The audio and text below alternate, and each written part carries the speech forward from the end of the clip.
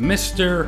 Rogers, voice of a generation. In my humble opinion, one of the best men to ever grace the planet. Mr. Rogers passed away on February 27th in 2003, so I thought a tribute to his great life would be in order. Mr. Rogers had a passion in life that affected millions of children, myself included. Mr. Rogers loved kids, he loved educating children, and one thing that he focused very strongly on was helping kids manage and regulate their emotions on issues that really impacted children the most. That it's okay to feel angry or feel sad, and he talks to kids about things that really affect their lives, like divorce.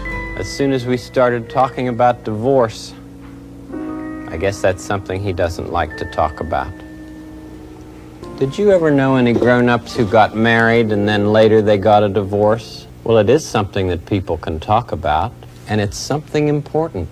He also talks about less severe things, but still relevant to kids, like the anxiety of going to the dentist or getting a haircut. My parents were divorced when I was very little. I was about 3 years old. And going through elementary school, they used to take all the divorced kids and they put us in one room to talk about it. We'd be there talking to the other kids. We'd be like, "Are your parents divorced?" "Heck yeah, what about yours?" "You know it, man, 2 Christmases." But there was something about the way that Mr. Rogers talked about it. His voice and his tone, you could kind of sense his sincerity and compassion. For a lot of kids, Mr. Rogers was the only person who told them, "Hey, you matter." It was his directness on serious issues that involved kids that helped kids be comfortable with who they are.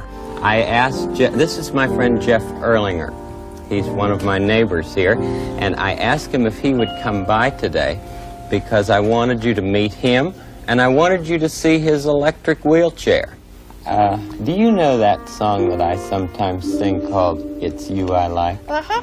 I'd like to sing that to you and with you. Okay, sure. It's you I like. It's not the things you wear. It's not the way you do your hair. But it's you I like. The way you are right now. The way down deep inside you. I talk a lot about body language, tone, facial expressions, that kind of thing. One of the things that I love about Mr. Rogers is that his body language always confirms his character. Look at how he gets down to the level of the child. It creates a balance. He's not talking down to him. This is a technique therapists use when dealing with children, but Mr. Rogers, it seems as though it comes naturally. When Mr. Rogers was awarded a Lifetime Achievement Award, do you know what he did? He made the entire speech about other people. The whole thing. He recognized that without people, without help, we would all be in different places in our lives. He takes this time during his speech to have everybody in attendance take a moment to stop and think about the people who helped them in their respective lives. But how do we make goodness attractive? By doing whatever we can to bring courage to those whose lives move near our own. By treating our neighbor at least as well as we treat ourselves. Who has helped you love the good that grows within you? Let's just take 10 seconds to think of some of those people who have loved us and wanted what was best for us in life. Jeff, who was the disabled kid from the clip I showed earlier, talked about Mr. Rogers later on in his life and talked about his secret with dealing with children. Your fancy chair that's just beside you. Mr. Rogers made me feel as if he was talking only to me. You know, there's obviously things I can't do, but it doesn't really matter as much what I can't do. It's what I can do. That's how I try and live my life. Jeff and Mr. Rogers were reunited again years later, and watch what happens when Mr. Rogers sees him after all that time. Please welcome Jeffrey Erlinger. It is. Hey, I'm so glad to see you. Oh, thank you for coming. My pleasure. Oh, what a surprise. He literally rushes to the stage, and take a look at his body language. He gets down to Jeff's level, creating a sense of equality. He fought in Congress to protect public programming that kids needed. And our culture of mass shooting, and I'm not going to go too deep into this, one of his quotes began to circulate on social media. You know, my mother used to say a long time ago, whenever there would be any really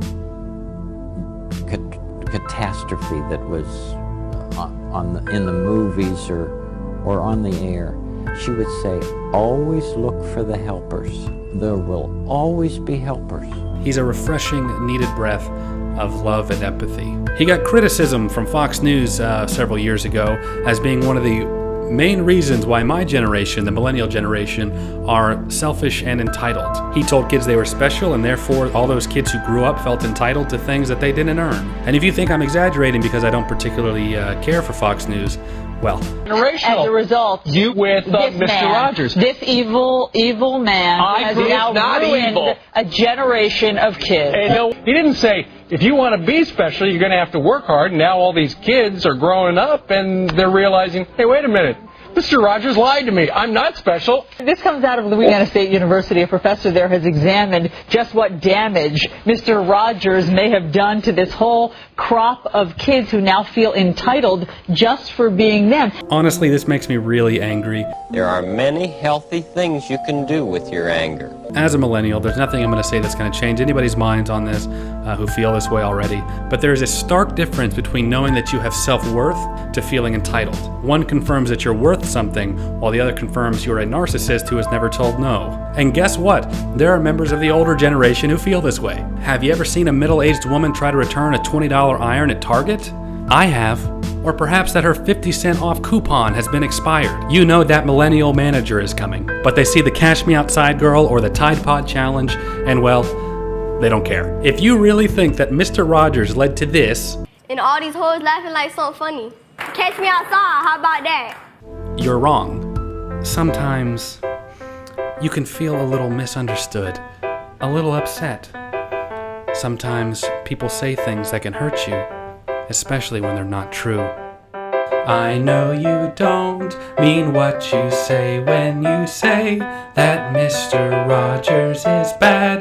He loved us while you crashed the housing market. He taught the kids respect for different people, no matter how they may talk or what they say or maybe what they look like. He loved the Lord and really cared for people, but we don't want that. We want short, angry, cold, and soulless, hateful, not humble. You wouldn't know a good man like him if you saw Jesus Christ in person, not being a narcissistic, total jackass. Don't be a jackass.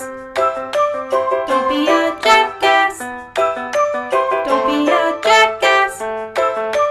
Such a jackass, you are a jackass. We all know that Mr. Rogers was a great man. His tenderness, kindness, humility are still very much needed. And I can't think of any person in the spotlight today that really rivals his compassion. In a world where we're constantly bombarded with negativity, we need a Mr. Rogers, and we're woefully short of one. So we remember you, Mr. Rogers, as the compassionate person that you taught us to be. We remember you. Thank you for being awesome. Sorry about my language.